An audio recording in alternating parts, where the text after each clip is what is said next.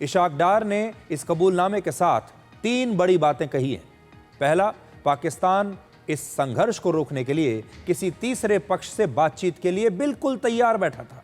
तो पहली बात आप ये याद रखिए, मान लीजिए कि पाकिस्तान ऑपरेशन सिंदूर के दौरान किसी भी तीसरे पक्ष, किसी भी तीसरे देश की मध्यस्थता को स्वीकार कर रहा था, इसके लिए तैयार था।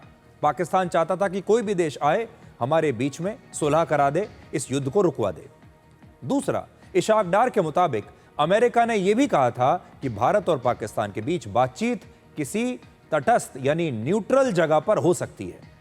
हालांकि अमेरिका के विदेश मंत्री ने इशाक डार को यह बता दिया कि भारत ऐसे किसी भी प्रस्ताव पर सहमत नहीं है, वो ऐसा नहीं चाहता। तो पहले दिन से ही आप देख लीजिए, अब यह स्पष्टता है, पाकिस्तान को अमेरिका के विदेश मंत्री ने यह साफ कह दिया कि भारत किसी भी प्रकार की मीडिएशन के लिए, मध्यस्थता के लिए तैयार ही नहीं है। और तीसरा, पाकिस्तान आज भी भारत से बातचीत करने के लिए तैयार है। पाकिस्तान के उप प्रधानमंत्री ने आज यह भी कहा है। अब इसका मतलब क्या है? इसका मतलब है कि अमेरिका के राष्ट्रपति डोनाल्ड ट्रंप अब तक जो भी बातें कहते आ रहे थे वो सही नहीं है। अब हमारे विपक्ष के नेता, कोई कहता है कि उन्होंने 27 बार ऐसा कहा, कोई कहता है 30 बार कहा, कोई कहता है 40 बार कहा।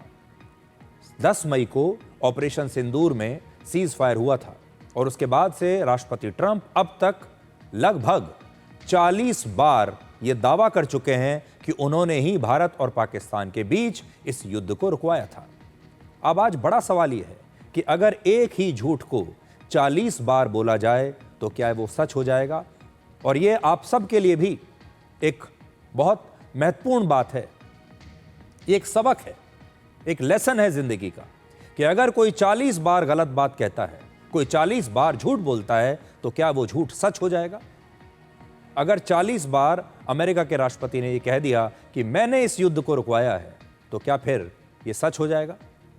अब खुद पाकिस्तान ने ही यह मान लिया है कि सीज फायर के लिए भारत ने कभी भी दोनों देशों के बीच किसी तीसरे देश की मध्यस्थता को स्वीकार किया ही नहीं।